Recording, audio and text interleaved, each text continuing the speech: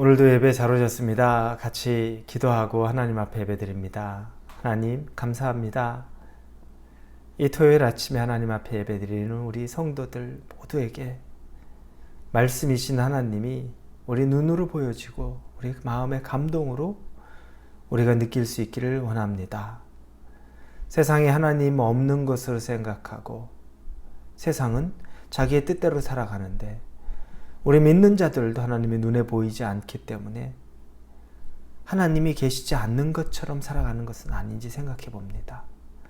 그러나 말씀을 주셨을 때 말씀을 통해 하나님은 살아계시고 우리와 함께 계시기 때문에 이 살아계신 하나님 앞에 우리가 정말 우리 마음을 다해서 신령과 진정으로 또 정결함으로 예배드리고 삶을 살 수 있게 하여 주옵소서. 예수님의 이름으로 기도합니다. 아멘. 오늘 말씀은 요한계시록 11장입니다. 11장 1절에서부터 14절까지의 말씀입니다. 계시록 11장 1절에서 14절입니다. 계시록 11장입니다. 우리 찾으셨으면 우리 1절부터 읽겠습니다. 또 내게 지팡이 같은 갈대를 주며 말하기를 일어나서 하나님의 성전과 제단과 그 안에서 경배하는 자들을 측량하되 성전 바깥 마당은 측량하지 말고 그냥 두라. 이것은 이방인에게 주었은즉 그들이 거룩한 성을 42달 동안 짓밟으리라. 내가 나의 두 증인에게 권세를 주리니 그들이 굵은 베옷을 입고 1260일을 예언하리라.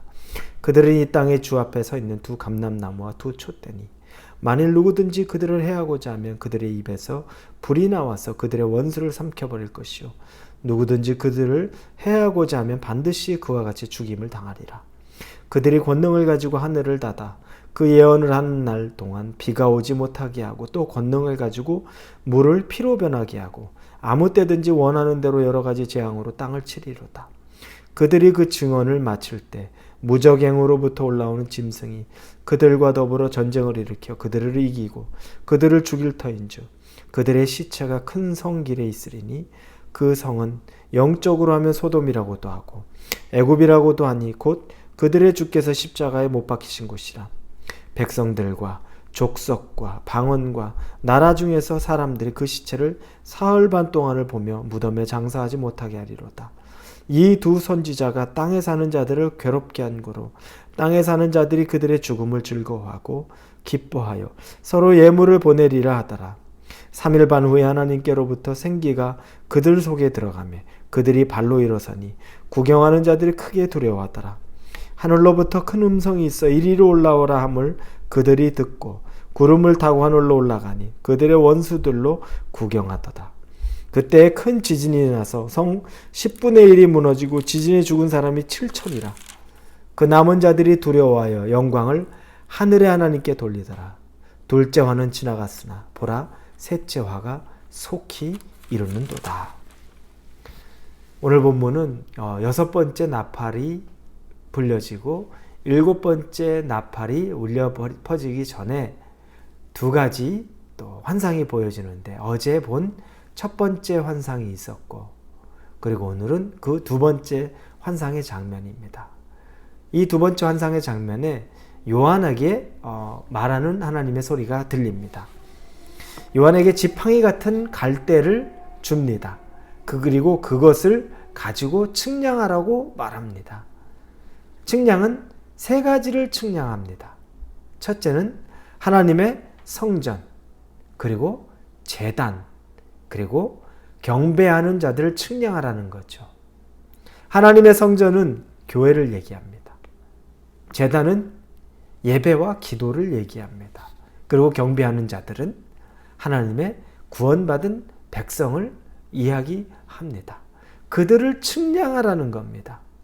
그런데 2절에 보니까 성전 바깥 마당은 측량하지 말고 그냥 두라.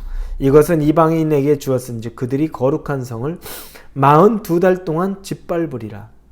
성전 바깥 마당은 측량하지 말라는 겁니다. 하나님의 눈에 있는 것, 하나님의 관심에 있는 것, 하나님이 계산하는 것은 당신의 백성뿐입니다. 하나님은 당신의 백성, 교회, 이 예배, 기도, 이것들에 관심을 갖고 있고 하나님의 백성이 아닌 것들에 대해서는 측량하지 말라고 말합니다. 그리고 그 이방인에게 주어진 것은 42개월 동안 그 거룩한 성을 짓밟을 것이라고 말합니다. 여러분, 거룩한 성이 짓밟힘을 당합니다. 성도가 짓밟힘을 당합니다. 고난을 얘기하죠. 핍박을 이야기합니다. 여러분, 우리 거룩한 성도에게 삶에도 반드시 고난이 있습니다. 핍박이 있습니다. 그런데 이것은 하나님의 허락하에 일어나는 핍박과 고난입니다. 하나님이 이미 알고 있다는 겁니다. 우리가 고난당할 때, 내가 핍박 가운데 있을 때 우리가 종종 생각하죠. 하나님 계시는 건 맞습니까? 하나님, 내가 그렇게 어려울 때 하나님은 무엇하고 계셨고 어디 계셨습니까? 하나님은 잠깐 동안 허락한 것에 불과하고 하나님의 허락이 있었기 때문에 그 일은 일어난 것이라는 것, 하나님이 이미 알고 있는 고난과 핍박이라는 겁니다. 여러분, 하나님이 이미 알고 계신다. 하나님이 허락하신다.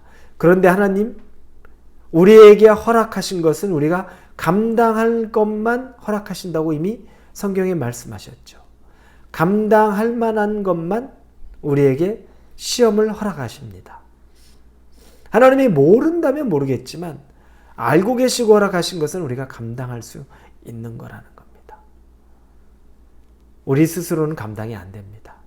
그때 하나님을 바라보라는 겁니다.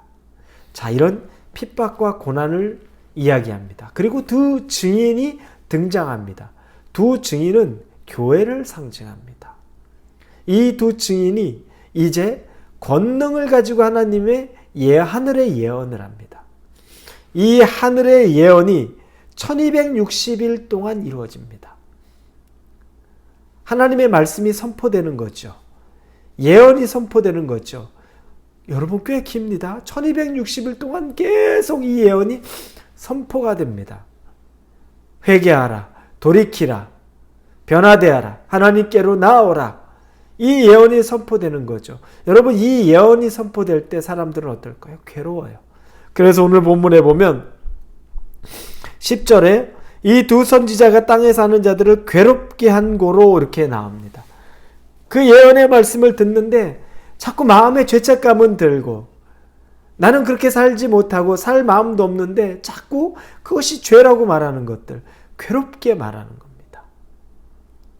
그리고 이 예언이 이루어지는 동안에는 이 두 선지자에게는 어떤 해도 가해지지 못합니다. 하나님이 보호하십니다. 그런데 이 예언이 1260일을 마치고 이 예언이 끝나자 무저갱에서 짐승이 올라옵니다. 사단이죠. 그리고 그 두 예언자를 죽입니다. 이걸 보면 어떤 생각이 듭니까? 그러면 이제 끝났구나. 그들은 죽은 것, 그래서 이제 끝이 났구나. 그런데 하나님은 그게 끝이 아닙니다. 하나님은 다시 살리십니다. 오늘 본문의 12절에 보면 하늘로부터 큰 음성이 있어 이리로 올라함을 그들이 듣고 구름을 타고 하늘로 올라가니 그들의 원수들도 구경하더라. 여러분, 죽은 것 같아서 끝난 것. 그래서 아까 제가 10절 먼저 얘기했죠.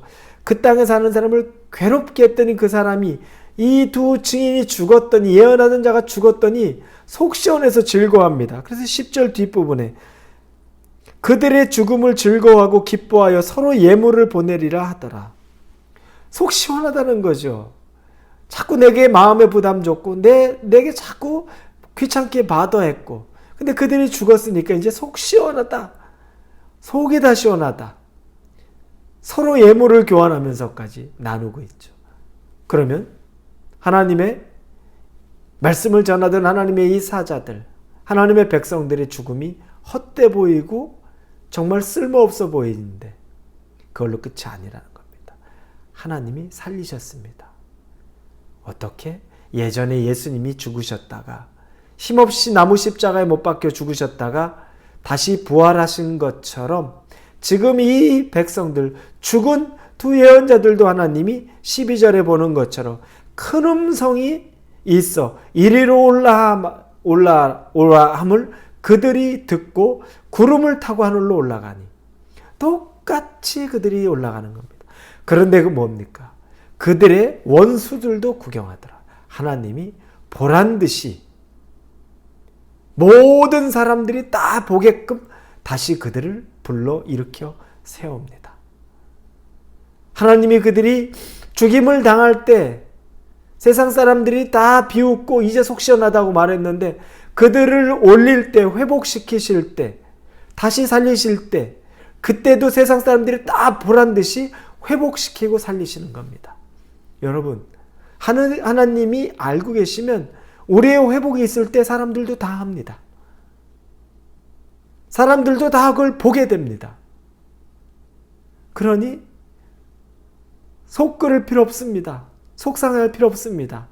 하나님이 아시면 다 되는 것이고, 하나님이 회복시키시면 하나님의 뜻대로 다 하실 수 있는 분입니다. 사랑하는 우리 홀리웨이 성도 여러분, 하나님은 여러분을 다 아십니다. 상황을 아시고 환경을 아시고 또 여러분의 어려움과 여러분의 이 고난도 알고 계십니다.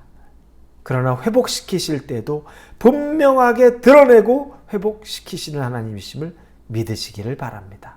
같이 기도합니다. 하나님 감사합니다.